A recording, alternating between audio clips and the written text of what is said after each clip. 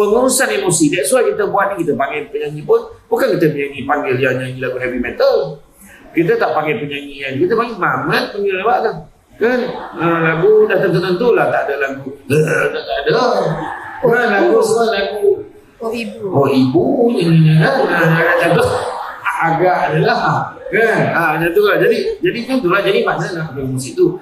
Itu pertama. Yang keduanya pentingnya ilmu.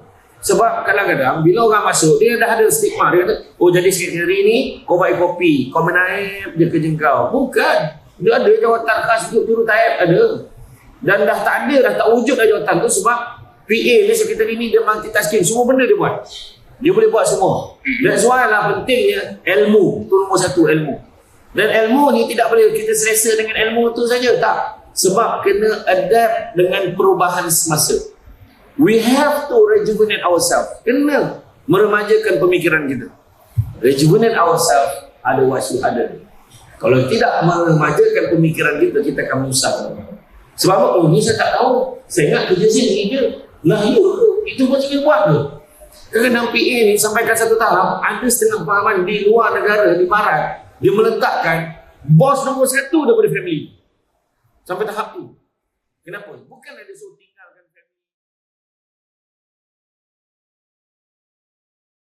family. Berapa hari kita dah berkumpul lah. Nak pakai yang mana satu ni?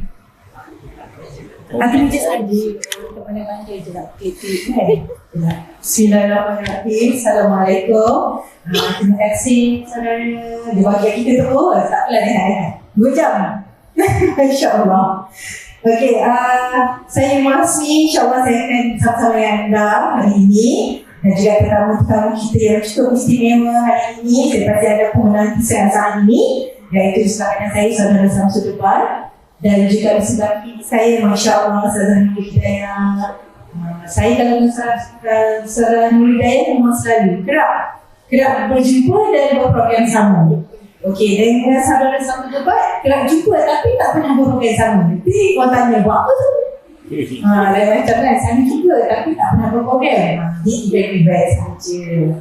Okey, insyaAllah di sini ada sedikit info yang boleh saya sampaikan kepada semua, iaitu mengenai pengajuan program Radikan Sipil Usaha 2023, yang mana pengajuan program Radikan Sipil Usaha kali ke-7 oleh Akademi PKNS dan acara tahunan yang diasaskan oleh Akademi PKNS bersama dengan Minggu Sipil Usaha. Jadi saya pasti semua yang ada pada hari ini Sipil Usaha. Ada tak saya berjawab Sipil Usaha? Yang duduk dan yang berserta untuk sebagai peserta hari ini memang confirm Sipil Usaha Okey, insyaAllah. Jadi program Buat Bicara Sampai dengan menampilkan tokoh-tokoh selebriti ilmuwan tempatan dalam menyertai para siswa dengan kupasan dan tajuk yang menarik. Jadi program hari ini menarik tak tajuk dia? Apa tajuk hari ini? Tak dengar. Dengar tak dengar? Tak dengar. Macam ni. Apa tajuk kita? Baru jelas. Masya Allah. Okey, jadi kita lagi pun ada persembahan ni daripada artis jemputan. Dah tahu dah siapa? Semua juga belakang ni kan? Berapa lagu dia nyanyi? Banyak. Lagu-lagu popular, lagu-lagu yang pasti ada boleh nyanyi terus bersama dengan beliau, insyaAllah sebentar lagi. Dan saya begitu kita nampak kat meja sana ada banyak hadiah kecil dan besar tu. Yang bertuah hari ni akan menerima campuran bertuah tu, insyaAllah sebentar je lagi. Lepas kita habis berforum, insyaAllah serap ilmu dulu.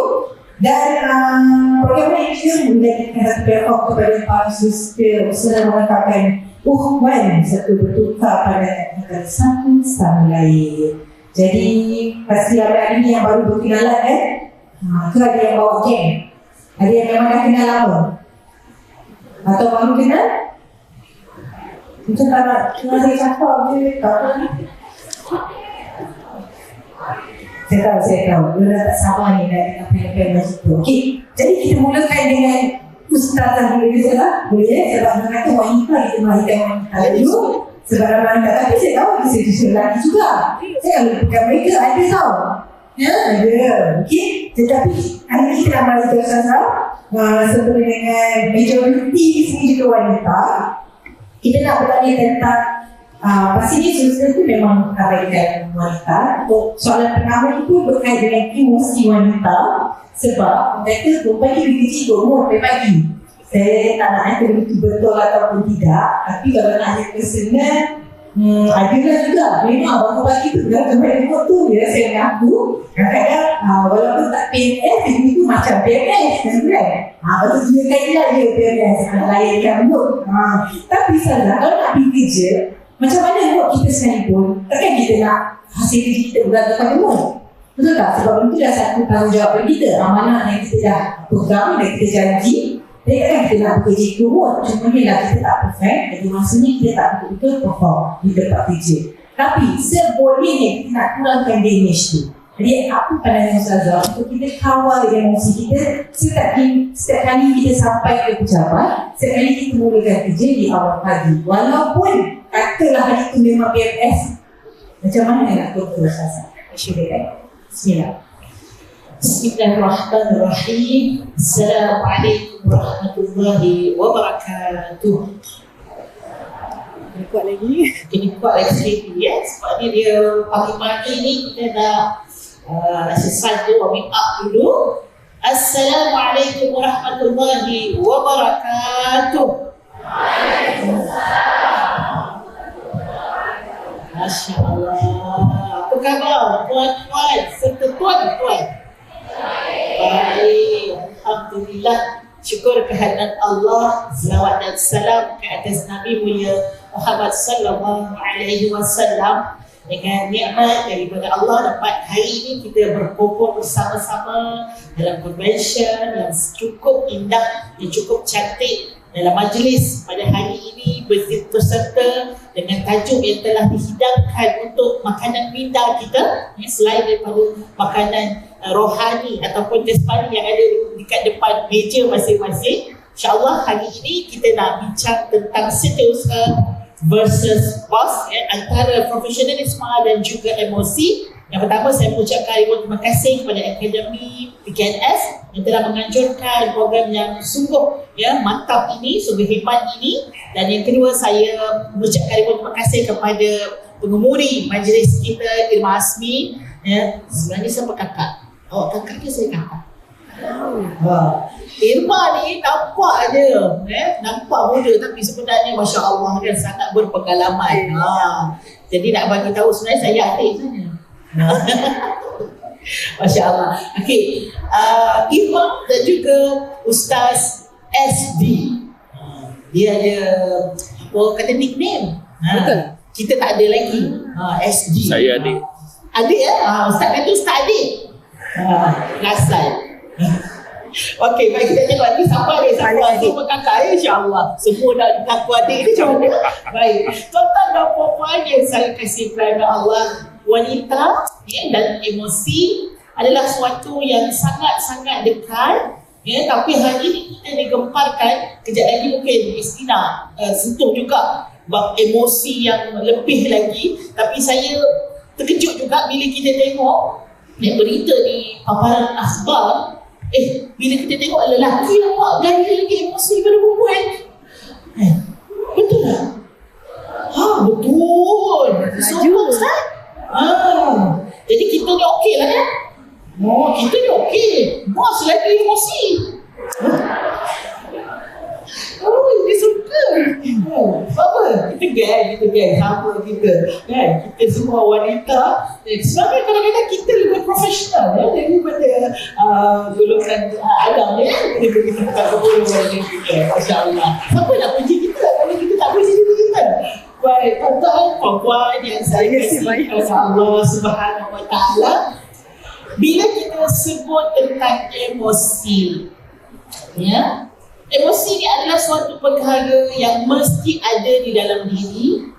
Dia adalah satu elemen daripada 4 elemen yang ada di dalam diri manusia, setiap manusia. Kalau boleh kita tengok, manusia yang pertama dia ada jasad, dia ada jasmani, dia ada badan ataupun fizikal lah kita sebut. Yang mana satu ni kita kena beri perhatian kepada dia. Kalau dia kita tak beri perhatian, mungkin hari ni dia tak duduk dekat dalam convention bagi convention, tapi dia duduk dekat dalam hospital. Yang kedua, manusia dia ada namanya akal, ataupun minda, juga disebut sebagai intelektual. Dia juga suatu benda yang berbeza dengan emosi. Dia bukan emosi. Dia duduknya pada akal kita, brain kita. Yang mana dia ada hak yang perlu kita berikan. Kalau kita tak berikan hak kepada akal kita, maka dia akan jadi tidak seimbang di antara 4 elemen tadi. Yang ketiga, manusia dia ada elemen yang kita sebut sebagai emosi, yang mana dia duduknya di mana? Dia duduknya pada hati. Dia duduk pada jiwa kita, perasaan kita. Dia ada di sana suatu benda yang perlu kita isi setiap hari supaya emosi tadi dia jadi emosi yang terisi ataupun emosi yang kenyang. Bagaimana kita kenyang makan roti canai, kita kenyang makan nasi lemak, emosi juga boleh jadi lapar, emosi juga boleh menjadi emosi yang terisi dan dia akan stabil. Nombor 4 yang terakhir sekali iaitu spiritual, iaitu suatu pengisian yang perlu kita isi secara rauhani. Kalau dalam bahasa istilah agama dan rohani, dalam istilah kita kata motivasinya adalah spiritual, yang mana dia adalah suatu perkara yang semua manusia ada. Hatta orang yang bukan Islam sekalipun, dia akan tercari-cari untuk mengisi makanan spiritual itu sendiri, kerana itu adalah rangkuman ataupun rangkaian seorang individu itu. Dia mesti ada 4 ini. Boleh kita beri teka-teki sikit, boleh ya? Baik, kalau fizikal tadi, makanannya apa tuan-tuan perempuan? Fizikal, nasi lemak, kuih tiaw, rojak pasembok, orang Penang. Baik, nombor 2, itu senanglah. Nombor 2, akal. Akal pun ada makanan. Apa makanan akal? Macam lupa pula nak bagi makanan pada akal sebab tak tahu makanan dia apa. Apa makanan akal? Ilmu, betul, tepat sekali. Makanan akal adalah ilmu. Dan ilmu ni kita boleh dapat dengan pembacaan. Bila kita baca, sebenarnya kita sedang memberikan makanan kepada akal. Mendengar yang baik-baik. Kita berbincang, menakasya macam hari ni boleh gunakan peluang. Dalam majlis ini kita berjumpa dengan kawan-kawan yang mungkin di luar daripada tempat kerja kita. Kita boleh gunakan dia untuk berbincang dan dia akan menjadi makanan kepada akal kita. Okey? Baik, nombor 3 iaitu kita pergi dulu yang spiritual dulu, lepas tu baru kita pergi emosi. Spiritual, apa makanan dia? Pagi tadi bangun tidur, salat subuh, wudu, kita baca Quran, kita berzikir, itu adalah makanan spiritual kita. Ada orang kadang-kadang badan dia sihat, tapi spiritual dia sakit. Apa tanda dia? Tanda dia malas untuk bangun, beribadah, untuk menunaikan salat, itu tanda spiritual sakit. Jadi spiritual ini perlu kita beri makanan juga yang selayak untuk bahagian yang ketiga. Baik, yang terakhir sekali iaitu emosi. Apa makanan emosi? Tuan-tuan dapat buat. Kalau yang suka tadi itu jenis emosi ke tak? Emosi ni ada 2 kan? Emosi positif dan emosi yang negatif. Tapi dia ada makanan dia. Apa makanan dia? Yang akan menyebabkan emosi ni akan sihat. Masya Allah. Attention. Kan? Imam dengan Ustaz SD nak jawab kan? Perempuan nak jawab? Apa shopping?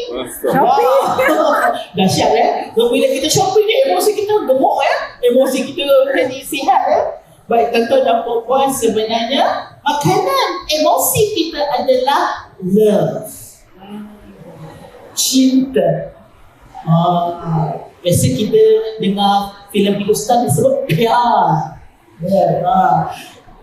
Cinta dan kasih sayang akan menggemukkan makanan ataupun part yang keempat ini adalah emosi. Antara yang keempat ini, siapa sokong yang paling besar, dia memang empat ni memang semua kena ada bagi hak, tapi siapa yang paling besar Adakah emosi lagi besar ataupun fizikal lagi besar, spiritual lagi besar, ataupun intelektual lagi besar? Mana yang lagi besar? Fizikal. Ada yang kata fizikal lah. Fizikal kita beratnya jadi banyak lah kita bagi. Ataupun intelektual lagi besar ataupun spiritual lagi besar. Sebenarnya kalau ikut empat-empat ni dari sudut kemampuan dia untuk mengatasi yang satu yang lain, biasanya emosi akan duduk di tempat pertama. Sebab itu kalau kita tengok, kita nak makan kan, kita nak makan apa yang kita suka, betul tak? Kalau kita kena paksa makan apa yang kita tak suka, dia kenyang tapi kita tak puas, betul tak? Itu je yang ada kan? Kita mulalah mencari, kenyang dia kot, kau cari apa pula kan? Nampak buka Grab food kan, buka nama food panda, Grab delivery sebagainya, rupanya tak puas. Jadi tuan-tuan dan puan-puan, apabila kita tengok dari sudut fizikal pun, kita nak cari apa yang kita suka. Apabila kita tengok spiritual, seseorang itu dia salat, tetapi dia tidak ada rasa cinta kepada pencipta yang dia salat, dia sedang mempersembahkan ibadah tersebut. Akhirnya salat dia jadi kosong. Sebab tu Allah mulakan Al-Quran itu dengan Bismillahirrahmanirrahim. Ayat pertama di dalam surah Al-Fatihah yang merupakan surah pembuka kepada 114 surah di dalam Al-Quran. Allah mulakan dengan apa? Allah tak mulakan dengan aqimus salah, walaupun salat itu penting. Allah tak mulakan dengan kisah menceritakan tentang nabi-nabi sebelum ini, tapi Allah mulakan dengan perasaan. Iaitu apa? Allah mulakan dengan wahai manusia, dengan nama Allah yang maha pemurah, yang maha penyayang, yang maha pengasih. Itulah yang perlu kita kenal, bahawa Allah itu, kalau kalian ingin beribadah kepada Allah, ingatlah yang kamu beribadah ini atas dasar cinta kepada Allah, salatnya jadi lain. Kalau kita baca Quran dan kita merasai bahawa itu adalah ayat cinta daripada Allah kepada hamba-Nya, rasanya lain, perasaan lain. Tuan-tuan dan puan-puan yang saya kasih kepada Allah, untuk yang pertama ini, hendak saya nukilkan bahawa mestilah kita mengisi kasih dan sayang itu, cinta kita dalam hati kita, baru emosi tadi akan benar-benar sihat, emosi tadi normal, emosi tadi baik. Dan saya juga berhadapan dengan pekerja-pekerja yang mungkin emosinya mudah jadi tercalar ataupun mudah jadi orang kata apa, budak-budak muda lah bukan budak muda anak-anak zaman sekarang dia suka cakap macam ni, emotional damage. Dahsyat betul. Dulu kita tahu makin mainan kita damage je kan. Sekarang tak, emotional kan, emosi dia yang sedang rosak. Jadi kalau emosi yang sentiasa rosak ini, kita selesa tak bekerja dengan dia.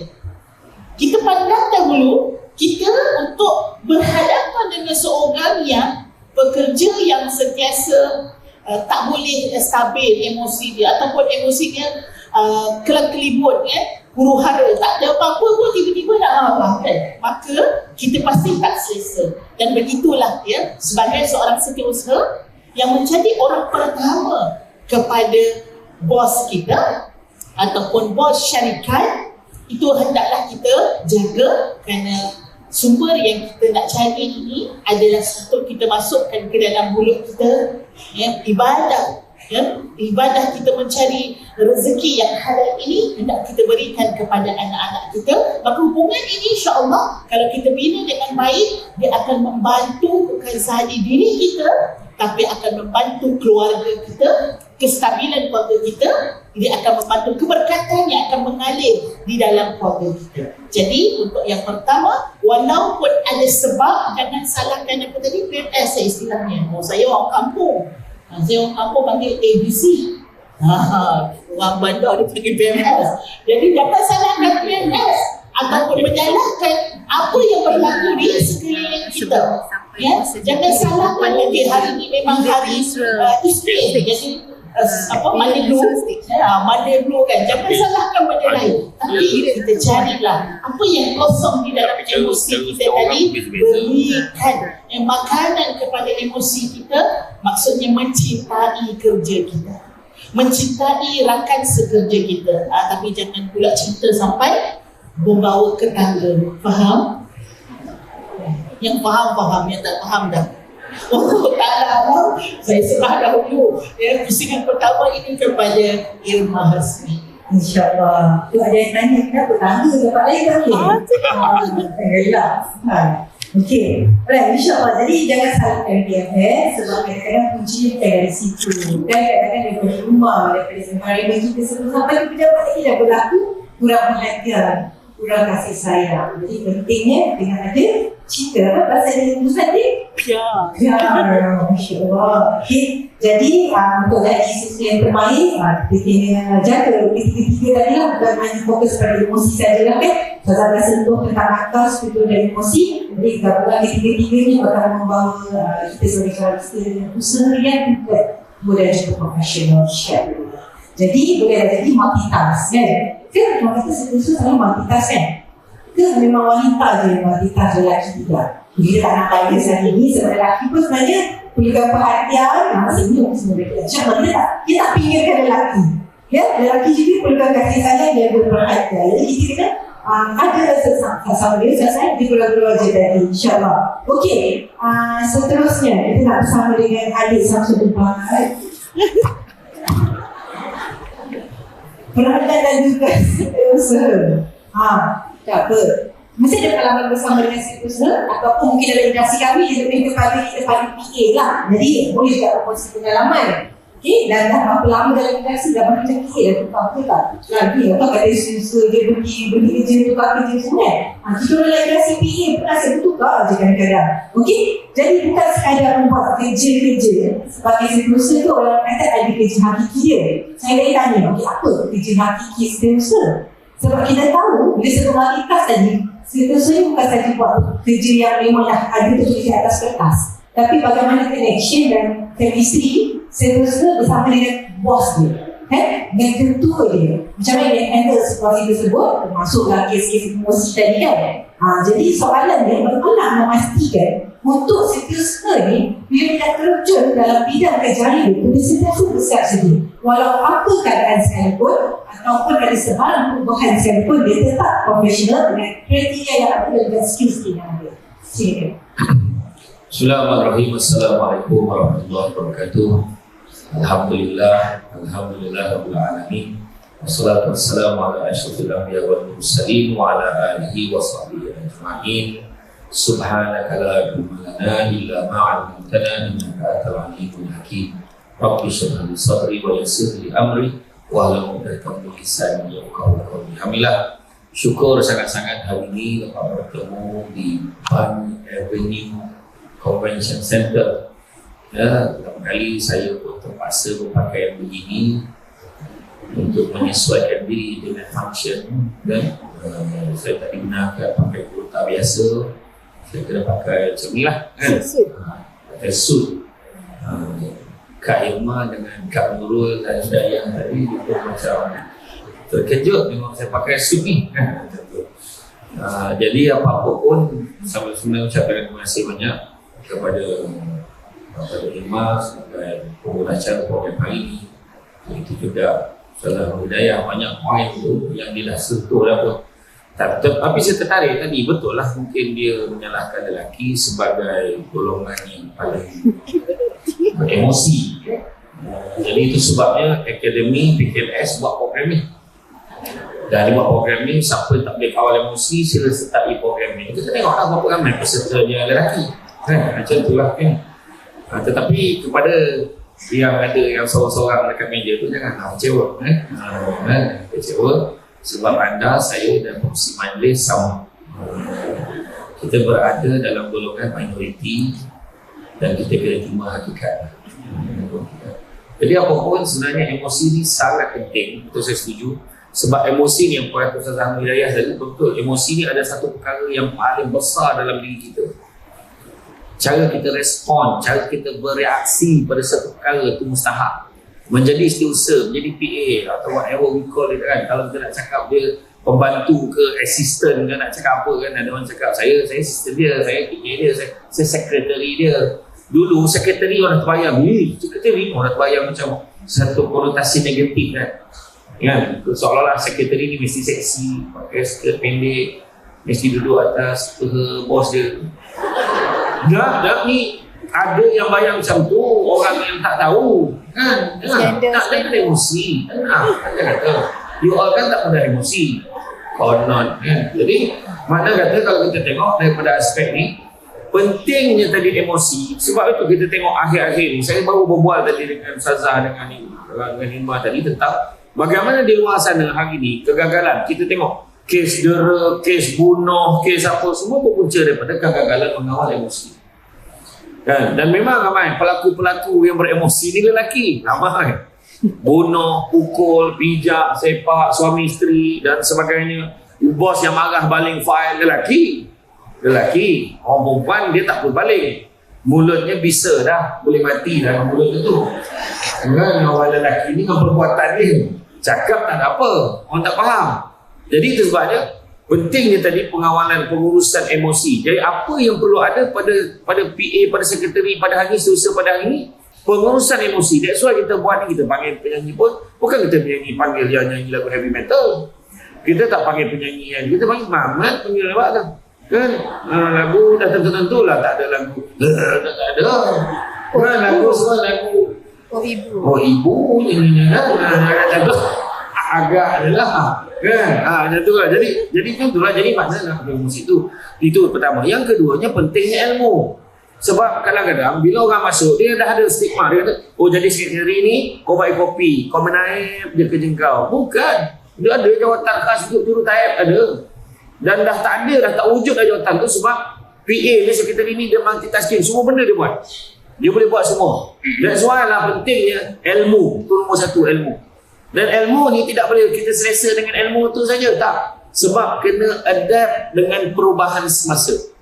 We have to rejuvenate ourselves. Kena meremajakan pemikiran kita. Rejuvenate ourselves, ada wasu ada. Kalau tidak meremajakan pemikiran kita, kita akan menyusahkan.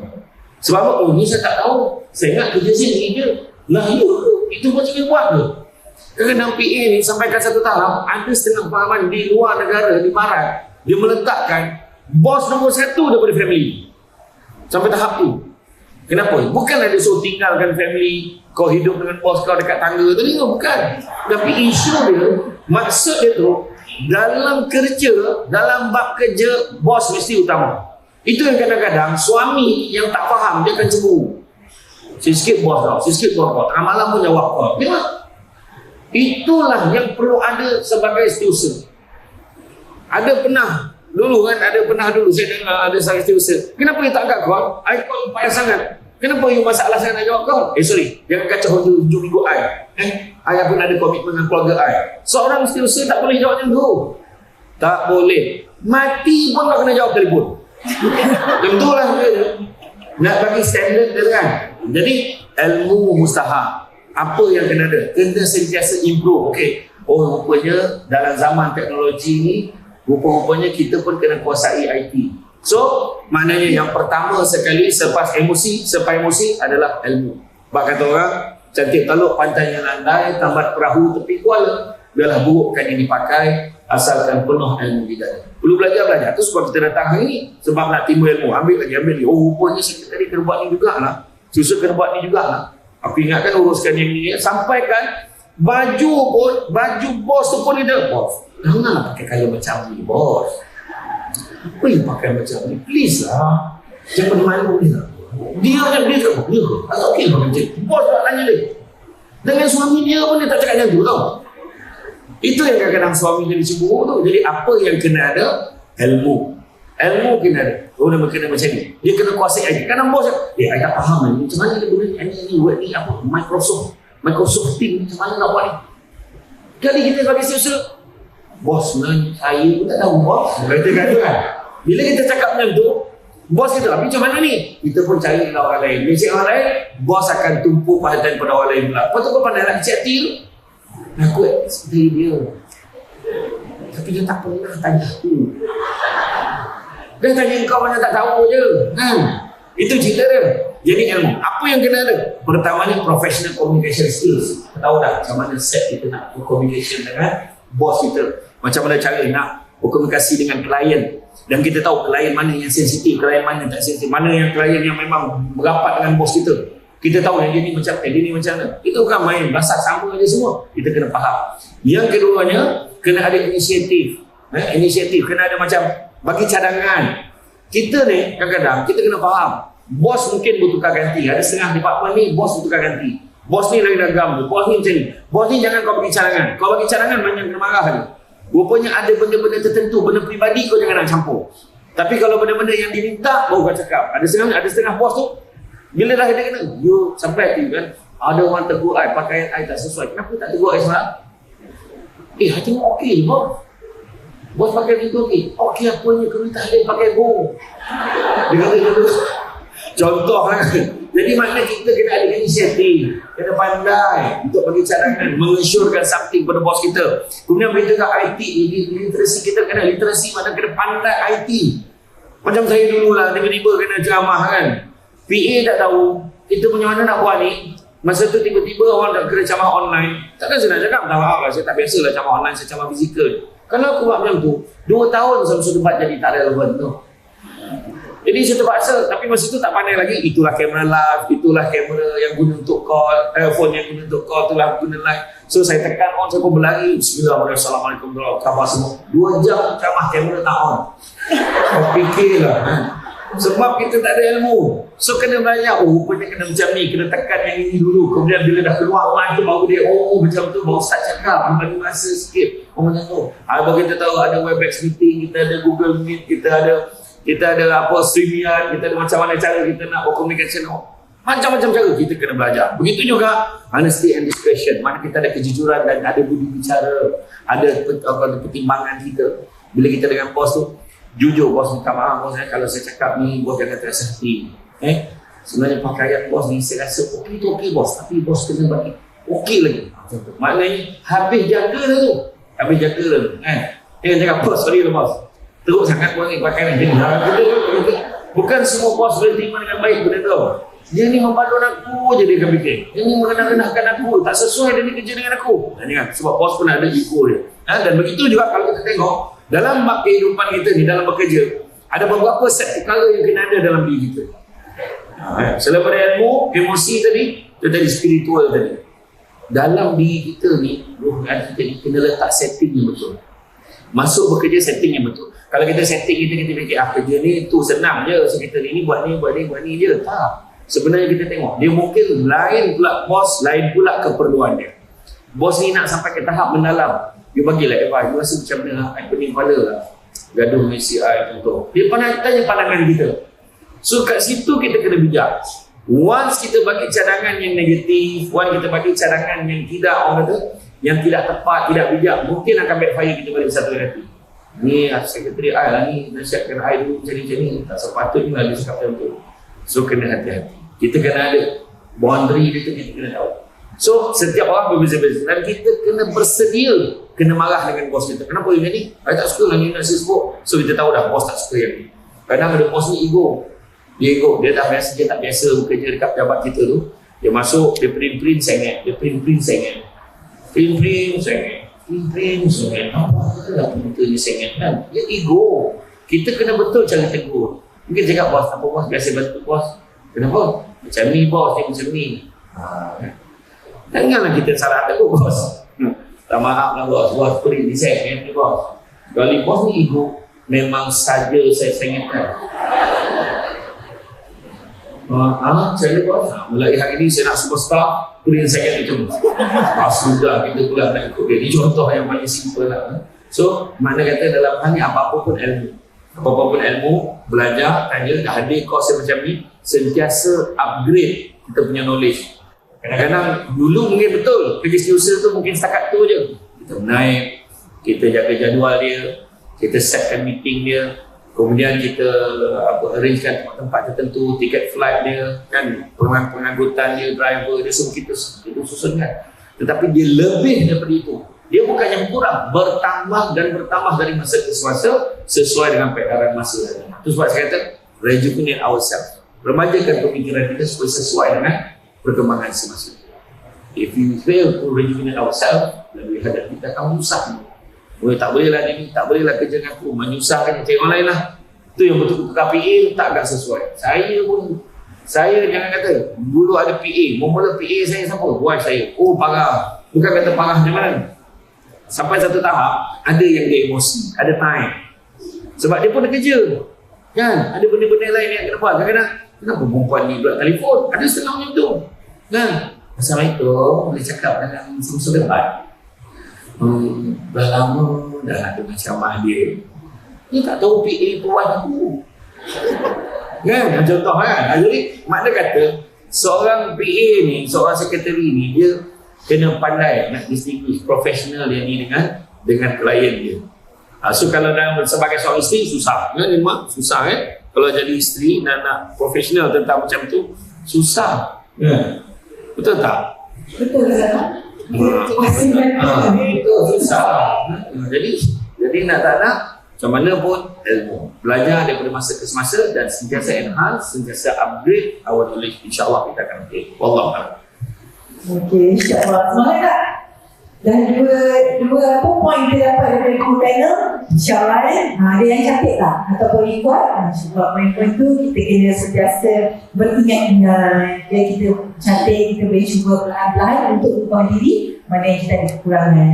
Kalau sebutkan tentang situs ni, dia memang satu jawatan yang popular. Setuju tak? Popular tak? Anda setuju tak? Setuju tak jawatan itu popular? Janganlah sebut CEO. CEO tempat dia limited. Sebab apa? Situs ni adalah paling dekat dengan CEO pun ramai situs. Okay. Contoh dia, kalau kita tengok drama-drama Siri, kebanyakan cerita semua ada kisah tentang bos dengan situs ni. Salah satu lagu buat Siri mana salah saya? Sekarang kita tak drama ni. Keras dia tak ada. Kerasnya apa? Keras dia tak ada. Kerasnya tak ada. Dia actors ke? Betul ke? Nanti mulalah bos garang macam cerita tadi dulu kan. Campak-campak tutup nanti tiba jadi jatuh cinta, bersuka. Yang single-single boleh lah kan. Ni kes-kes banyak juga kes. Itu sebab sekarang fakturan yang tak boleh honey link. Ada banyak peraturan tak? Jadi kita tanya Jadi kita tanya satu dulu. Jadi dalam kisah drama tu juga betapa popular dan mulia dan orang kata sangat menarik terjadi dalam cerita. Sampai dalam drama-drama kan misalnya situs yang saya sebutkan tadi, ataupun situs ni misalnya dia orang paling kuat kan dalam organisasi tu, sebenarnya paling dekat dengan bos, dia menyampaikan ada info-info. Tetapi kalau info-info positif tak apa, info-info yang beri semangat tak apa, info yang sepatutnya. Tapi ada juga info-info yang kurang enak. Contoh berlaku perkara mengumpat ke fitnah sini, ataupun kes-kes tikam belakang. Jadi, perkara macam ni memang berlaku. Ada tak? Jadi pengalaman yang dia macam tu. Siapa pernah tikam belakang? Berani tak mengaku? Semuanya Masya Allah. Tempat kerja semua bersih Tak ada isu politik Ada politik kerja tak? Ada. Pernah kena umpai? Pernah mengumpai? Dan ada juga situasi yang orang kata ramai ni suka manipulate kan? Dah buat salah tak nak salah, tuduh orang lain, dia tak siap, salahkan orang lain, dia tak siap. Jadi macam mana kita nak handle situasi macam ni? Sebab perkara-perkara ni semua melanggar etika sebagai seorang pekerja. Jadi kita nak tahu juga sebab benda tu gaji kita dapat, kita nak pastikan benda tu halal. Jadi kita nak beri makan kepada keluarga. Benda tu bukan terkesan jangka masa bilik, tapi dia akan terkesan untuk masa jangka panjang. Jadi kita jaga dulu sekarang. Jadi Ustazah komen sikit. Bismillahirrahmanirrahim. Allahumma salli ala Sayyidina Muhammad wa ala alihi wa sahbihi wa barik wa sallim. Terima kasih kepada Irma. Soalan yang kedua, Masya Allah ya, bertahan juga Ustaz satu debat tahu juga kerasnya takdir. Macam tak ada rumah je. Saya tahu tajuk. Tahu tajuk dia. Tak tahu kan betul ke tak kan kita search cover. Oh iyalah betul. Kadang-kadang kita ni tak tengok tapi Viral. Dia kecil-kecil tu kan. Viral kita tahu. Baik. Bila kita tengok tentang situasi suasana di tempat kerja, pastinya pasti ada cabaran. Bila kita bekerja di satu syarikat tidak terkecuali di mana sahaja syarikat tersebut, sama ada syarikat tersebut adalah syarikat production, sama ada syarikat tersebut adalah syarikat industrial, perfilman, hatta di jabatan-jabatan yang bernama Islam ataupun agensi-agensi yang menguruskan urusan umat Islam juga akan diberikan ataupun kita kata akan berlaku perkara-perkara yang kita sebutkan sebagai politik di tempat kerja. Kenapa? Boleh tak kalau saya pergi syarikat ni semua elok je, saya nak pergi ke satu syarikat nak pergi yang clean saja. Jadi ada juga pekerja yang kadang-kadang angkat kaki ataupun bertukar tempat kerja kerana nak mencari suatu tempat yang bersih daripada isu-isu tikam belakang, mengumpat, tak puas hati, dengki dan hasad. Saya nak cerita satu tempat yang mana tempat itu, tuan-tuan dan puan-puan mungkin boleh jawab aku ya. Tempat itu dihuni oleh 2 orang sahaja manusia. 2 orang sahaja manusia.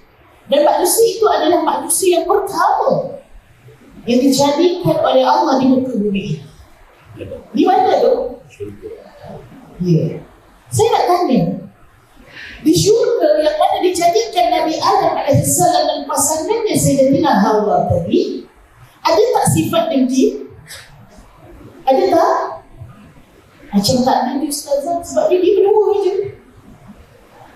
Walaupun dia tidak berlaku daripada manusia ke manusia, Sayyidina Adam ke Sayyidatina Hawa ataupun Hawa kepada Adam, tapi dia berlaku di kalangan makhluk. Jadi, tuan-tuan dan puan-puan, sifat tak puas hati, tengok orang lain lebih, aku kurang, tengok orang lain naik pangkat, aku turun pangkat, 10 tahun duduk dalam job scope yang sama, jawatan yang sama, semuanya ini sudah digambarkan oleh Allah bukan sahaja ada di kalangan manusia, tetapi sifat tersebut sudah dilaksanakan oleh jentera-jentera iblis, jentera-jentera syaitan dengan bisikan-bisikan yang dihembuskan ke dada-dada manusia. Sehingga kan sampai syurga yang kita sebut ada 2 pendapat katanya syurga itu adalah syurga, bukan syurga akhirat yang kita semua insya-Allah yang akan kembali ke syurga, ahli syurga, nikmat yang Allah SWT berikan untuk orang-orang yang bertakwa dan beriman kepada Allah, iaitu dinamakan syurga akhirat. Dan pendapat kedua dikatakan yang Nabi Adam dijadikan itu adalah syurga dunia. Syurga dunia.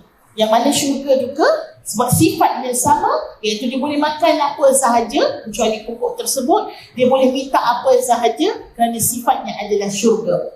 Baik, tak kisahlah pendapat A ataupun pendapat B, tapi yang kita nak ambil ibrah, yang kita nak ambil pengajaran, dia apa kita kata, macam bila kita dengar cerita pasal kancil dengan buaya, kita dengar cerita pasal arnab dan kura-kura.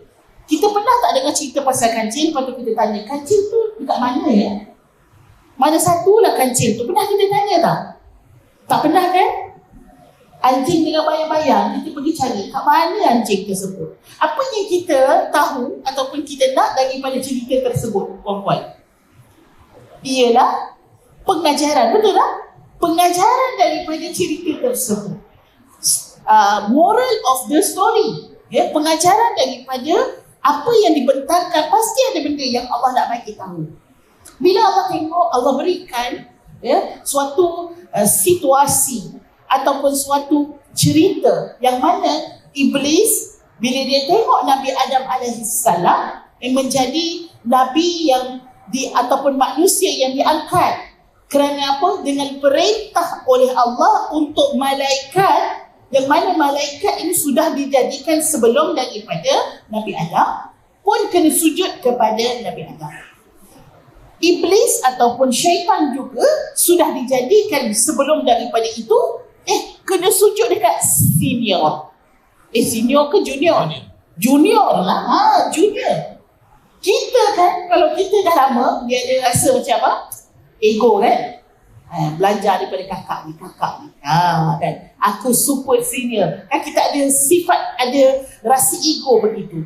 Dan akhirnya, kerana sifat ego tadi, akhirnya dia mesti akan mendapat balasan iblis, sehingga hari kiamat dia akan dilaknat oleh Allah Subhanahu wa taala. Tempatnya di mana? Tempatnya di neraka. Apa pengakhirannya? Pengakhiran yang paling buruk.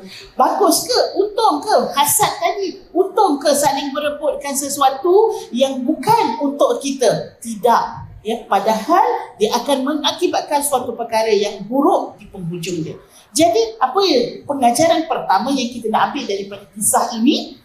Sifat tidak puas hati, sifat rasa dengki, rasa cemburu, hasad, iri hati boleh berlaku di mana sahaja, hatta tempat yang terbaik. Di syurga itu pun boleh berlaku sifat tersebut. Jadi mari kita bersama-sama terimalah sunnatullah, ataupun kita sebut sebagai lumrah alam ini. Kita nak cari suatu tempat yang memang semua elok belaka, tak ada. Ada nanti tunggu syurga akhirat nanti. Dekat situ tidak ada perasaan cemburu, tak ada perasaan iri hati. Tapi kalau kita berada di dunia ini, dunia ini adalah contoh ataupun apa yang Allah dah tunjukkan daripada kisah Nabi Adam, kisah iblis dan kisah malaikat tadi, maka kita tahu ada di sana sifat cemburu, sifat tidak puas hati. Cuma kita janganlah menjadi orang yang menjadi ejen ataupun orang yang melaksanakan sifat-sifat tadi. Yang perlu kita ambil ialah kita menjauhi sifat-sifat tadi, kerana kita tak nak pengakhiran yang buruk. Pengakhiran yang buruk ni sama ada dekat dunia boleh berlaku. Akhirnya bos tahu. Rupanya yang buat mulut tu siapa? Itulah. Yang buat mulut tu sentiasa bos. Sebab apa? Dia orang pertama yang bos paling percaya. Kalau dia cakap warna baju pun bos ikut, apatah lagi dia cerita pasal si A, B, C dan D. Pasti bos percaya. Jadi dia pun menggunakan tempat dia tadi untuk mengaburi ataupun tak puas hati tadi dilaksanakan, diimplementkan dengan cara yang paling mudah dengan menggunakan kedudukannya. Kita perlu mengelakkan yang menggunakan kesempatan ini, kerana dia akan membawa kepada suatu perkara yang buruk dalam kehidupan kita. Takut-takut bos tahu hakikat kebenaran, akhirnya kita pula kena buang kerja. Kalau kita bos tak tahu, tapi Allah Subhanahu Wa Taala mengetahui apa yang kita lakukan. Dalam jawatan yang Allah berikan kepada kita, pekerjaan yang Allah berikan kepada kita, kita kena ingat bahawa ramai orang yang di luar sana mencemburui orang yang punya kerjaya, mencemburui orang yang punya rezeki, terutamanya orang yang bekerja di bawah aircon. Puan-puan pernah buat jadi runner Grab? Pernah? Macam mana cabaran runner? Dengan panas tu tak? Waktu panas, sangat panas. Sekarang ni panas. Kalau waktu hujan pula, kadang-kadang kita bawa kereta, kan nampak Grab tu, nampak runner tu, dia apa orang kata, jalan dekat tepi sikit. Sebab apa? Nak cuba juga nak sampaikan dia punya penghantaran dia, jatuh dekat tepi jalan, luka kaki dia, makanan yang dia bawa tadi jatuh. Dan harapan ataupun kita kata orang yang melihat kerjaya kita sebagai setiausaha, kita duduk di dalam aircon, kita duduk di dalam pejabat, kita ada kerusi, kita ada meja. Ingat, itu adalah kelebihan ataupun fadilat, kurniaan daripada Allah Subhanahu Wa Taala berikan kepada kita. Maka orang yang melihat nikmat tersebut adalah daripada Allah, dia akan menjadi orang yang bersyukur dengan pemberi rezeki. Bila orang yang bersyukur dengan pemberi rezeki, insya-Allah dia akan menjadi ubat kepada rasa tidak puas hati dengan apa yang ada di sekeliling kita. Ya? Kalau kita tengok ada orang lebih faddalallahu ba'dahum 'ala ba'd, Allah Subhanahu wa taala melebihkan sebahagian kamu daripada sebahagian yang lain. Ya, Allah Subhanahu wa taala tengok Allah berikan contoh yang sangat banyak. Ya, contoh dari sudut manusia. Ada manusia yang Allah angkat menjadi rasul, bukan semua jadi rasul. Dan ada manusia yang Allah angkat jadi nabi, bukan semua rasul, bukan semua nabi adalah rasul, tapi sebahagian daripada nabi sahaja adalah rasul. Di kalangan manusia yang terbaik, ya, iaitu sahabat Nabi yang hidup sezaman dengan Nabi, yang beriman dengan Nabi, yang turut berjuang dengan Nabi, ini adalah manusia yang terbaik. Jadi kenapa mereka jadi terbaik? Kenapa kita tidak lahir pada qarnun Nabi ataupun pada kurun Nabi? Kerana Allah ingin melebihkan mereka. Kenapa ada di kalangan kita yang CEO, ada di kalangan kita yang eksekutif, ada di kalangan kita yang jadi pegawai biasa? Kerana apa? Itulah kurniaan daripada Allah. Jadi di mana saja tempat kita berada, kita bersyukur dengan situasi rezeki yang Allah SWT berikan. InsyaAllah dia akan menjadi penghapus kepada rasa tidak puas hati. Itu yang pertama. Yang kedua, kalau orang pula tak puas hati pada kita, pernah tak menjadi mangsa kepada kedengkian orang? Pernah? Pernah kan? Rasa macam, kenapa? Apa salah aku kan? Kita rasa macam, kenapa dia dah buat aku macam tu? Kenapa dia nak tikam belakang? Ya, aku tak pernah pun kacau dia, tapi tiba-tiba dia kacau perut nasi kita, ataupun dia buat dengki dan sebagainya. Apabila kita menjadi mangsa pula, ya, di dalam kedengkian ataupun cemburu manusia kepada kita, apa yang boleh kita lakukan? Yang pertama, kita kena cuba untuk berhusnuzan, buat baik dengan dia, jangan mencari-cari, ya, ataupun tak pasti lagi mungkin dia ke yang dengki dengan kita. Kita husnuzan pada semua orang. Kita anggap dia tak tahu, ya, kita anggap dia tak sengaja, apa yang dia lakukan. Maafkan dulu. Jangan kita pula membalas, ya, iri hati tadi dengan dendam. Dengan iri hati yang dia ada, tiba-tiba kita balas dengan kita pula buat kat dia kan. Akhirnya kita tidak akan keluar daripada, ya, kita kata seperti suatu perangkap yang dibuat oleh iblis, yang dibuat oleh syaitan untuk menjahannamkan manusia keseluruhan. Dah kita iri hati ataupun kita dihasadi, kita dicemburui, kita pula balas kat dia bila nak habis, kan? Bila nak berhenti, ya? Sebab itu dalam satu kaedah di dalam hadis Nabi sallallahu alaihi wasallam, la darar wa la dirar. Tidak boleh kita memulakan satu kemudaratan dan tak boleh membalas kemudaratan dengan kemudaratan. Maka maafkan dia. Maafkan dia. Dan yang kedua, kita cuba apa? Cuba sentiasa beramal dengan surah Al-Falaq ke An-Nas yang ada perkataan hasad. Cuba. Surah Al-Falaq ke surah An-Nas? Al-Falaq. Cuba baca sikit surah Al-Falaq. Qul a'udzu birabbil falaq min syarri ma khalaq wa min syarri ghasiqin idza waqab wa min syarri naffasati fil 'uqad wa min syarri hasidin idza hasad. Tapi kalau boleh baca tiga kul, iaitu surah An-Nas, surah Al-Falaq, surah Al-Ikhlas. Bila nak baca dalam kehidupan seharian kita, kalau boleh yang paling penting sebelum kita tidur. Sebelum kita tidur, ya, kita angkat tangan, baca 3 surah ini, kemudian tiup pada tangan kita. Dan kemudian kita sapu pada seluruh badan kita, ya, kecuali kemaluan dan tapak kaki, dan kemudian kita tidur. Lagi bagus, kita memahami dan meyakini bahawa Allah Subhanahu wa taala memang menghantar orang-orang yang memang ada sifatnya dengki, penghasut. Tapi apa yang Nabi ajar kepada kita, ini cara dia. Nabi ajar kepada kita, ini cara dia.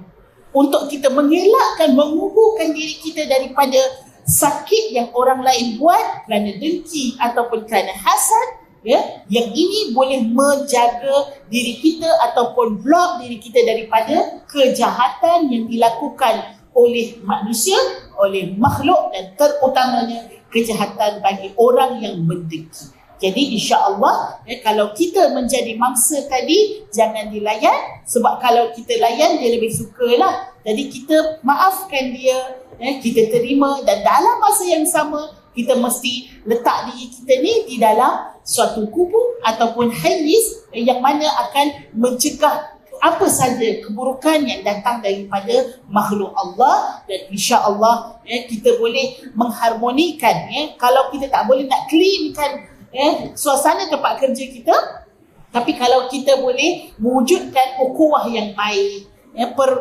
hubungan yang baik, itu sudah dikira sebagai suatu perkara yang mana kita berusaha untuk memperbaiki situasi kerja kita. Sebab environment kerja kita sangat mempengaruhi kita, betul tak? Bukan sahaja rumah kita mempengaruhi kerja kita, tapi sebenarnya environment kerja sangat, kerana dia lebih lama, mungkin lebih mengambil masa-masa yang kita kata yang kritikal di dalam kehidupan kita, dan dia akan memberi kesan yang sangat besar di dalam diri kita. Mudah-mudahan bila kita buat perkara ini, Allah Subhanahu Wa Taala akan memberikan keberkatan di dalam rezeki, dan keberkatan pada rezeki kita. Kadang-kadang kita boleh tengok Allah bagi ketenangan, ya, Allah bagi kesihatan, Allah bagi kebahagiaan. Itulah yang kita baca, Rabbana atina fid dunya hasanah wa fil akhirati hasanah wa qina adzabannar. Kita memang nak kebaikan akhirat, kita memang nak jauh pada api neraka, tapi kita nak juga kat dunia ni bukanlah sebagai suatu tempat yang derita, tapi kita nak suatu tempat yang bahagia. Maka ada usaha yang perlu kita lakukan untuk kita menjaga kehidupan kita, kehidupan ataupun environment kerja kita. InsyaAllah, mudah-mudahan Allah SWT akan menurunkan rahmatnya. Dengan rahmat tadi akan perkara yang susah pun akan berlaku mudah, dan perkara yang mustahil akan menjadi mudah untuk kita lalui ataupun kita hadapi. Allah Ta'ala alam, saya serah dahulu kepada Irma untuk slot yang kedua ini. Terima kasih Ustazah, Masya Allah padat semua tu. Jadi kita ni kena usaha jadi lebih profesional, betul tak? Kita ni nak ubah manusia tak boleh, betul tak? Nabi kata kan, kita nak ubah orang tak boleh, kita kena mula dulu.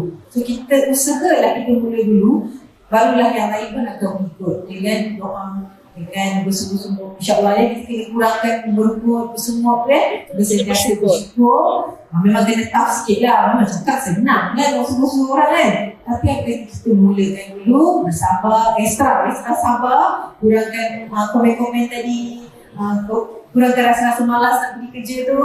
Kita mulakan insyaAllah sikit-sikit vibe tu dia tersebar, dan orang lain akan terus serta dengan kita. Kita anggaplah tu satu sebagai dakwah pilihan lah insyaAllah. Okay? Jadi saya tertarik tadi yang Ustazah sebut pasal kita ada makhluk lain yang jadi batu api yang sebenarnya kan.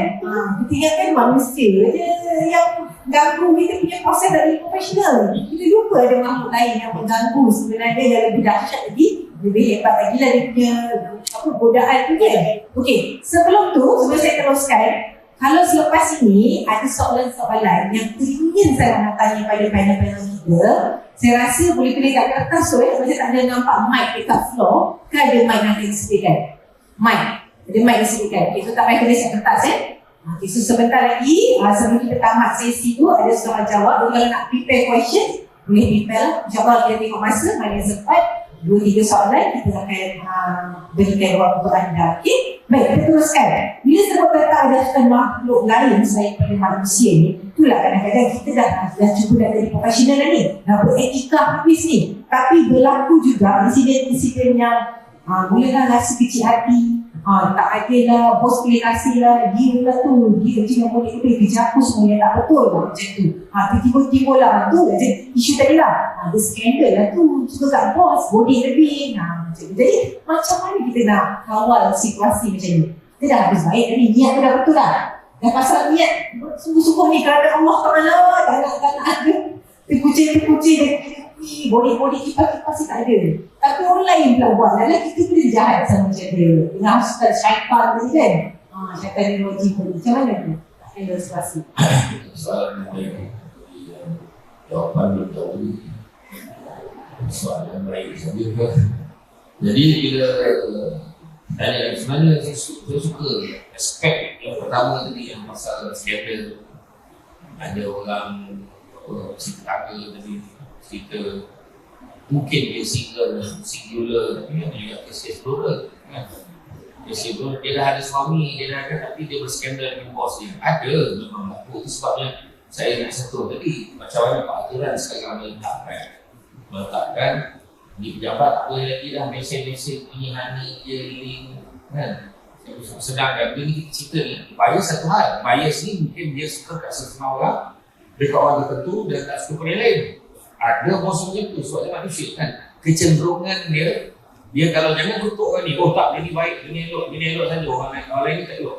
Kadang-kadang ada melindung. Tapi dalam satu hal juga ada yang dia terlebih sayang ke seseorang. Ada juga. Ya. Itu sebabnya kena hati-hati. Itu sebabnya gangguan seksual ni memang jangan kalau disebut hamil, yang ni tu bau sikit, baby kat mana kan. Bayangkan bos hantar dia tu, bahas satu dunia bagi perempuan baby kan. Tapi tu bangga baby ni kan. Jadi kadang-kadang sampai satu tahap ada juga masalah bos ni dia gemar menghantar hantaran-hantaran yang bersifat bijak. Dia hantar kepada staff dia hantar gambar. Tapi staff ni nak balas kan, nak kata tolong jaga apa semua kan, aku kena buat kerja, dia risau. Aku kena sound, aku ni. Tapi tak geram tu saya cerita dengan rumah tu. Ustazah pun tahu sampai benda ni bila dibiarkan dia sampai satu tahap bila dapat diketahui dipasangkan boleh membawa kepada perceraian berat. Sebab dia ingat isteri tu okey dengan mesej tu. Sampai satu tahap dia hantar video lucak, dia hantar kata-kata terbayanglah macam mana tadi rasa macam anak tidur dengan you. Tak mesti dulu. Ya, jadi itu satu hal. So dalam bab satu lagi yang bias. Yang ni kita cerita lain lah, ini cerita lain. Itu tajuk lain lah, maknanya mungkin kita panggil lagi lah. Jadi satu lagi bila cerita bias ini adalah perkara biasa sebab dia manusia. So apa yang kita kena buat? Yang pertama yang kita kena buat, berusaha mempersangka baik. Sebab manusia memang begitu. Manusia memang macam tu. Bos ni mesti akan suka seseorang. Kita masih suka kat kita. Tetapi kita sangka baiklah nama-nama esok dia akan suka kat kita. So yang macam tu kerja. Kedua, fokus pada kerja dan prestasi kita. Jangan sibuk kita nak mendapatkan perhatian orang sampai sanggup buat benda-benda yang tak sepatutnya, termasuk membodek lah. Orang yang bodek dia tak ada kerja. Sibuk nak tertarik perhatian bos, nak tunjuk kononnya dia buat benda tu je dia buat, benda lain dia tak buat. Benda yang nak tarik perhatian bos tu je dia buat. Kan? Itu sebab saya kata tadi, ilmu tu besar. Akhirnya bos akan impress dia lebih. Yang ni punya tahu kan? Punya dia dah siap kan? Oh, terima kasih banyak lah. Dia dah tahu dah semua. RPA saya dulu nama dia Shimang. Dia tahu dah kakak saya. Tahu semua dah siap ini dah siap dah. Siap dah cik, saya tahu dah. Sudah bos nak ada macam ni, saya dah siapkan lah. Dia tahu, terima kasih banyak. Kita akan impress dengan kerja. Lambat laun kerja juga yang jadi persoalan. Itu sebabnya pernah disebut oleh kaya falsafah tu. Kekayaan yang paling besar adalah akal. Kemiskinan yang paling besar adalah bodoh. Keburukan yang paling buruk adalah terpesona pada diri sendiri. Dan semula-mula perbuatan adalah akhlak yang baik. So macam mana pun kita yakin memegang benda. Akal kita ni bodoh betul. Tadi kan makanan pada akal ilmu. Betul. Kenalah belajar. Yang kau bodek tapi bodoh kau dekat tingkat macam mana? Melantun bodoh kan akhirnya juga. Ini bodoh betul. Punya tak aku tak tahu. Harap lama menguji sampai bila makan bodek. Tak makan bodek bila-bila. Kemudian yang ketiga, memperbaiki komunikasi kita dengan bos kita. Mungkin bos kita ni, dia bersangka buruk dengan kita ataupun dia tadi jadi tiba-tiba jadi jahat. Sebab dia kurang komunikasi dengan kita. Kita tengok dekat dalam dewan. Bukan semua orang suka ada satu dengan yang lain ni. Ada yang pandang tu. Tengok tu. Tengok. Dari dekat pergi mana. Nampak tu lah. Dia tengok ni. Contoh lah. Kemudian waktu makan, kita duduk sebelah. Bawa orang, you dari mana? Ke? Mata kau dia. Okey nampak dengan dia? Dia okey lah sebenarnya. Nampak? Tiba-tiba dia okey. Sebab kita memperbaiki komunikasi. Mungkin kita kurang komunikasi dengan bos kita. Bila bos tanya sepatah, dia sepatah. Dia macam mana makan belum? Ya. Dia makan apa? Dia dah bawa makan rumah. Dia makan ke? Macam tu je. Jadi macam bos menganggap kita ni tak puas hati aku ke? Ini masalah ke apa? Ke cacat mental ke apa? Tak tahu. Jadi kita yang membuka hal itu, kita sangat baik. Kemudian yang keempatnya adalah kita cuba untuk membantu sebaik mungkin apa yang bos itu perlukan. Sebaik mungkin. Kalau yang bagi, minta maaf, yang ini kita kerja saya, minta maaf, saya tak tahu. Kalau kita mengelak, bila bos akan nampak potensi kita. Seterusnya, mengendalikan sikap dan perasaan kita. Hati-hati, jangan tamak. Itu buang benda-benda tak elok dalam hati. Buang tamak, kongsi tak apa. Ambil, obat, jangan tak. Kongsi tak. Kongsi yang terbaik. Sangat buruk kan kata Razri. Kemudian jangan sombong, belagak.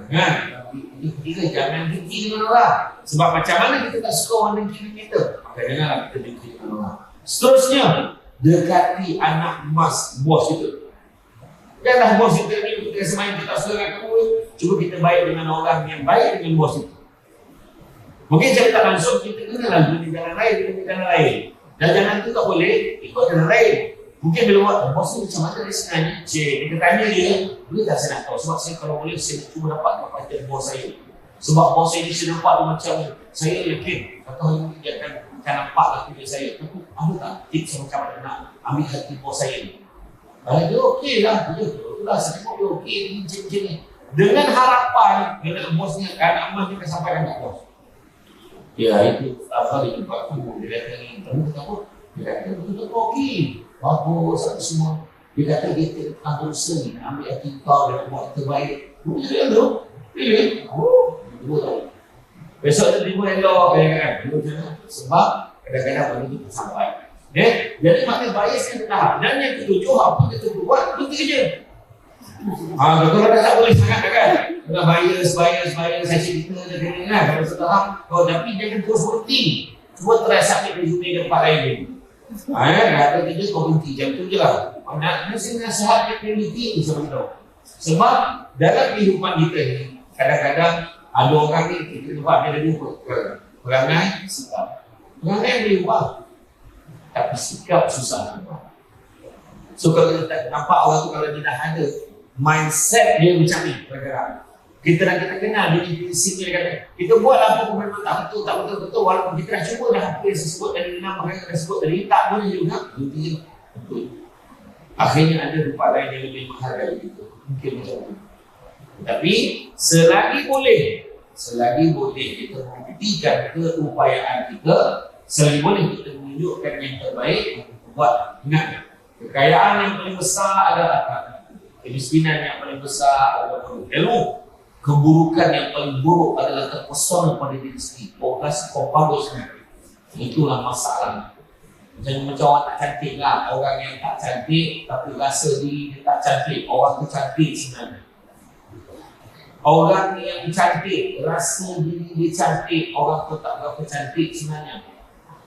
Orang yang cantik tapi rasa diri dia tak cantik. Ya Allah cantiknya dia. Dan kau bayangkan orang yang tak cantik tapi rasa diri dia cantik. Bayang apa buruk dia orang. Contoh macam tu lah. Jadi nak mampu gambaran. So kita jangan rasa kita ni bagus, jangan. Tetapi kita berusaha nak jadi yang terbaik. Dan itu juga semula-mula perbuatan ada akhlak yang baik. Sangka baik, cuba buat baik, cuba dapatkan perhatian bos tu dengan cara yang baik dan sihat. InsyaAllah mudah-mudahan kita akan berjaya sampai dalam macam ini. Wallah. InsyaAllah. Amin. Satu doa tu. Okey, jadi apa-apa sekarang kita nak sentuh tentang macam mana kita dah dapat beberapa tips mereka dulu kita. Boleh tak kita nak apply sehingga kita jadi seorang situasi yang cukup profesional. Jadi saya nak tanya tips tu daripada Ustazah.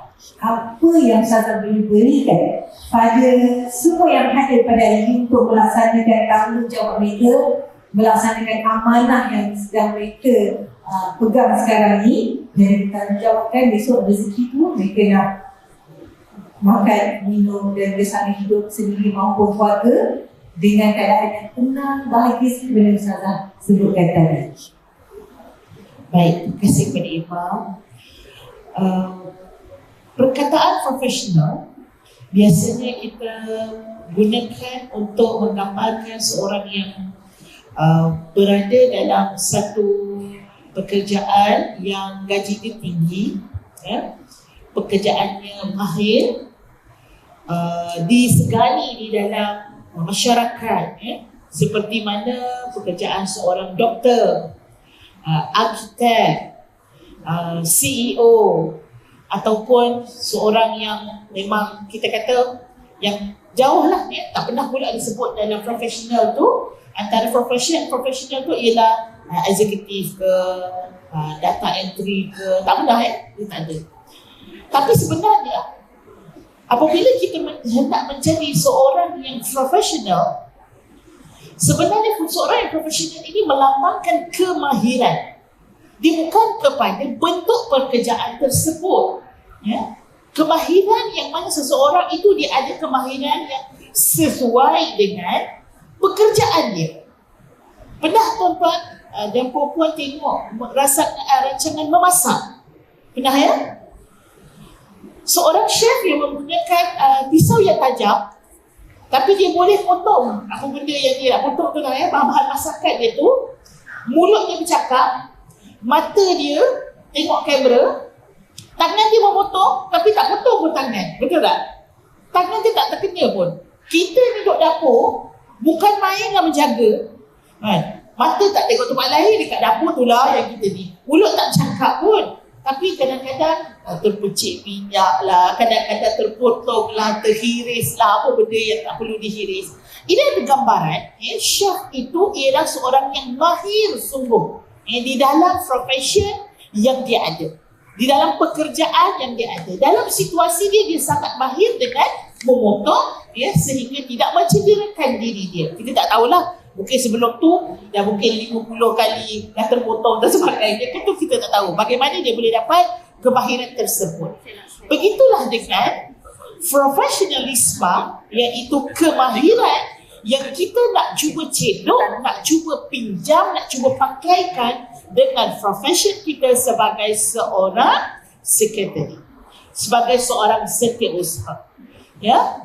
Dalam berpakaian pula, contoh, ya, kita ambil yang kedua, dalam berpakaian. Bagaimana kita nak kata berpakaian itu cantik? Yang pakaian ini adalah pakaian yang tinggi ataupun yang hebat.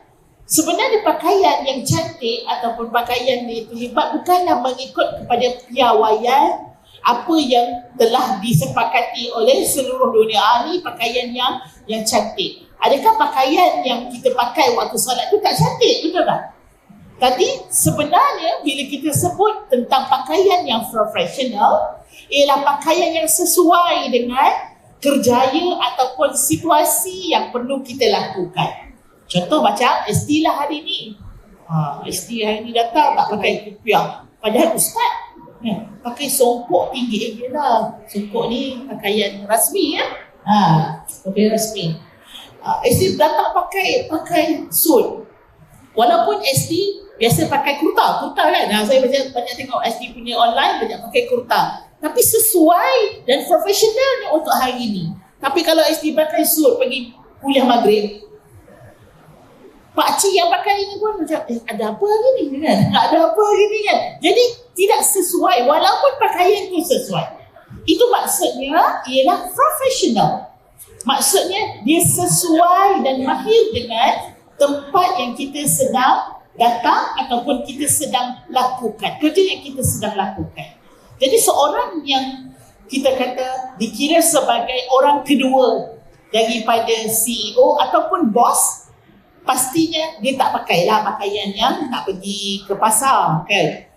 Pakaian nak pergi jemur baju, dia mesti pakai pakaian yang sesuai, yang profesional. Ini dari sudut penampilan yang pertama.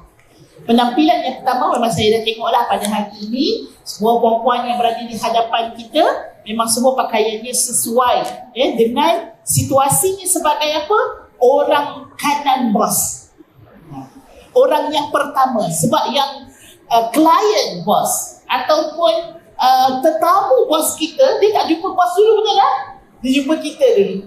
Jadi kalau kita ni pakaiannya tak sesuai, maka dia membawa gambaran kepada syarikat kita. membawa gambaran kepada bos kita. Ya, ni syarikat apa benda ni pakai macam ni, macam tu ya. Jadi sangat sesuai.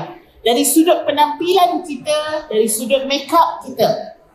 Kalaulah dia make up sampai make up macam apa orang kata, yang warna-warna tu, tak tahulah kan, macam-macam, betul pelangi dah. Atas sini hijau, sini biru, sini merah. Yang sini dah gelap dah merah dia.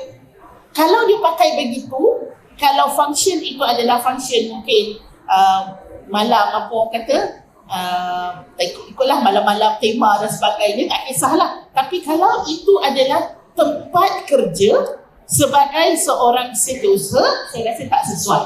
Jadi make up kita pun mesti bersesuaian dengan keterampilan kita sebagai orang kedua bos. Ya, sebagai gambaran pertama kepada tetamu, bos kita ataupun klien syarikat kita.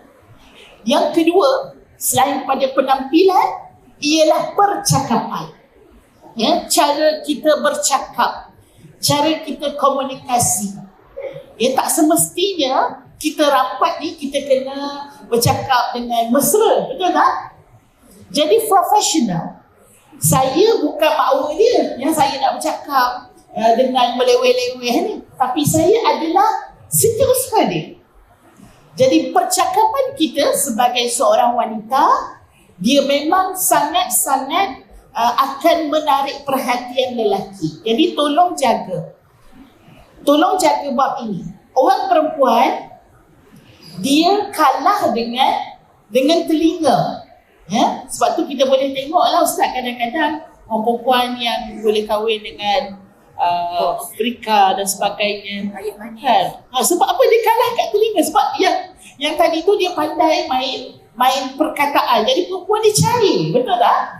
Kita kadang-kadang tak tengok sangat pun orang tu, suami kita tu, dia tak adalah handsome sangat suami aku ni kan. Tapi dia pandai memberi telinga kita ni rasa sedap didengar. Kalah perempuan pada telinga. Orang lelaki dia kalah pada mana? Sentuhan. Masya Allah. Jadi kita kena tengok ya, orang lelaki tadi apa kekurangan dia. Kekurangan orang lelaki adalah pada hidungnya. Jadi kalau kita nak pakai minyak wangi tadi tu, bukan minyak wangi yang menggoda, ataupun minyak wangi yang kita kata terlalu banyak sangat sehingga menarik perhatian. Begitu juga dengan perkataan yang kita keluarkan, nada kita, intonasi kita sesuai dengan pekerjaan kita. Gambarkan kita ada pendirian kita. Kita ada stand kita sebagai seorang setiausaha. Saya yakin dan percaya bila kita menghormati diri kita, baru orang akan hormati diri kita. Saya boleh ambil contoh daripada penghijrahan artis-artis. Betul tak, Irma? Sebagai seorang artis, ya, dan kita tengok bila ramai artis yang berhijrah, jadi artis ni bila dia nak mula-mula berhijrah tu kadang-kadang susah kan? Tapi saya boleh tengok artis-artis yang ada stand dia dengan penghijrahan dia, sehingga saya ada bawa satu kes ke Pak Mufti. Artis ni dia dah shoot beberapa scene. Jadi scene tu tak habis lagi shoot. Kemudian artis ni dia berhijrah dalam keadaan dia punya belum ditayangkan. Belum shoot lagi, bukan belum tayang lagi, belum habis shoot lagi. Dan image dia sebagai watak dalam cerita tersebut, dia tak pakai tudung. Kalau memang berbeza dengan penghijrahan dia yang terus pakai tudung dan memang tutup litup lah. Jadi penerbit, producer tu nak samai dia tahu. Tuan-tuan dan puan-puan, saya tak sebut nama mereka nak samai hampir setengah juta. Apa yang saya nak bawa kat sini, kalau artis tadi dia tidak ada pendirian dia kata tak apalah, kita habiskan dulu sini. Sebab saya pun sebelum ni memang pakai macam ni pun kan. Jadi habiskan dulu sini, buka balik, dan mungkin benda tu senang cerita lah. Tapi artis ni dia kekal dengan pendirian dia. Dia hari ni sampai hari ni dia Masya Allah masih lagi istiqamah. Dia kekal dengan pendirian dia dan menyebabkan production nak saman dia. Jadi kita nak pergi bantu dia untuk dapatkan kalam mufti Ustaz, supaya mufti bagi tahu tak boleh buat macam tu kepada orang yang Muslim. Sedangkan production pun Muslim juga. Producer pun Muslim juga. Jadi hak dia untuk berhijrah. Jadi akhirnya mufti keluarkan satu fatwa Al-Kafi kalau tak silap, diminta untuk producer menghormati niat artis yang nak berhijrah ini, keadaannya dan sebagainya. Dah masuk mahkamah dah Ustaz untuk saman tu, dan producer tu tarik balik. Apa dia punya kekuatan sehingga kalau masuk mahkamah mungkin dia akan menang. Mufti tanya, apa yang awak ada kalau awak nak bukti depan mahkamah dari sudut kontrak dan sebagainya, insyaAllah boleh menang. Tapi kita tak nak. Kita nak sebelum, sebab kita faham bila nak masuk mahkamah pun pakai duit juga. Jadi ditarik dari sudut apa, kekuatan artis ni ialah dia berpendirian, dia kekal dengan pendiriannya untuk dia berhijrah. Tuan-tuan dan puan-puan, saya yakin dan percaya bos kita juga manusia, dan kadang-kadang bos kita juga dia bukan nak lakukan perkara tersebut, tapi kita yang goyah. Sebagai seorang wanita, sebagai seorang muslimah, kita ada stand kita.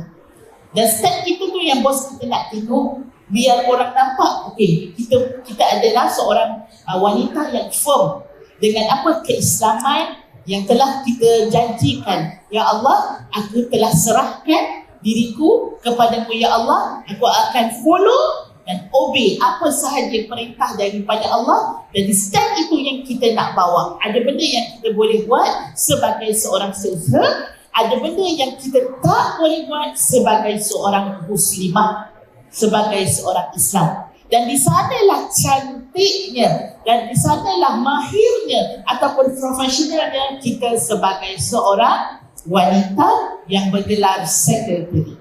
Yang keempat, di dalam profession yang boleh kita tengok dan lihat dari sudut bagaimana kita melaksanakan tugas kita. Ini profesional. Jadi dalam tugas pastinya ada KPI. Dalam setiap jawatan yang kita sandang, pastinya ada perkara yang perlu kita laksanakan, dikira sebagai suatu indikator kepada pekerjaan kita. Kena jelas. Ya, saya yakin dan faham, saya yakin dan saya percaya kadang-kadang setiausaha jadi confused nak buat yang mana satu sebab multitask sangat. Buat kopi ni termasuk dalam JD ke? Kan? Termasuk ke dalam JD kita buat kopi atau pembentukan sarapan dia dan sebagainya. Tapi kita kena jelas apakah priority ataupun apa kerja utama kita sebagai security. Sebagai security ke sekretari?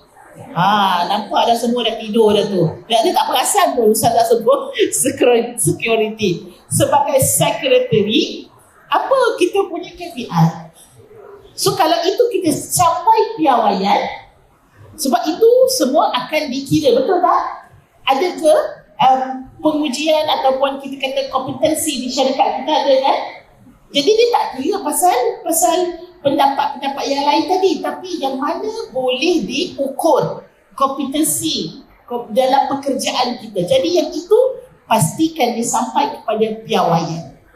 Manusia punya hati kita tak boleh nak pegang, manusia punya hati kita tak boleh nak kontrol, tapi kita boleh melaksanakan tugas kita secara profesional. InsyaAllah bila kita buat tadi empat-empat ni, ibu-ibu yang saya kasih kerana Allah, puan-puan yang saya kasih kerana Allah, pekerjaan kita sebagai sekretari, dia akan secretary kan, ngarut dah ni, sebagai setiausaha, senang. Pekerjaan kita sebagai setiausaha akan dikira sebagai ibadah yang kita lakukan daripada pukul 8 pagi sampai 5 petang. Sebaliknya, kalaulah ada perkara-perkara yang Allah murka dalam pekerjaan kita, boleh kita tanggung tak? 8 pagi sampai 5 petang tu kita sedang menyulam dosa. Kita sedang menanggung suatu tanggungan yang akan membebankan kita di akhirat kelak. Sebab pekerjaan sangat banyak mengambil masa di dalam seharian kita, paling kurang 8 jam. Kalau dia boleh jadi pahala, ya Allah, banyak. Tapi kalau dia penyebab kita melakukan dosa, sangat-sangat berat untuk kita tanggung. Maka be professional sebagai seorang wanita, sebagai seorang pekerja dan juga sebagai seorang yang sedang berusaha berjuang untuk memberi makan kepada anak-anak kita yang berada di rumah, membantu ekonomi suami. Ini adalah suatu pekerjaan yang sangat mulia. Saya yakin dan percaya ibu-ibu yang bekerja sedang berusaha untuk beri yang terbaik walaupun dia tak wajib melakukan pekerjaan tersebut. Tapi niat dia ingin membantu keluarga tadi, Allah akan nilai sebagai suatu pekerjaan sedekah yang paling baik bila kita nak buat untuk ahli keluarga kita. Dan jangan cemari dengan perkara-perkara yang merosakkan perjuangan kita sebagai seorang ibu, sebagai seorang isteri. InsyaAllah mudah-mudahan Allah beri kekuatan kepada kita untuk kita menjadi seorang pejuang, seorang muslimah yang terus maju ke hadapan, membantu bukan sahaja diri kita, membantu keluarga kita dan membantu negara kita. InsyaAllah aku qauli hadza wa astaghfirullahal azim li wa lakum. Assalamualaikum warahmatullahi wabarakatuh.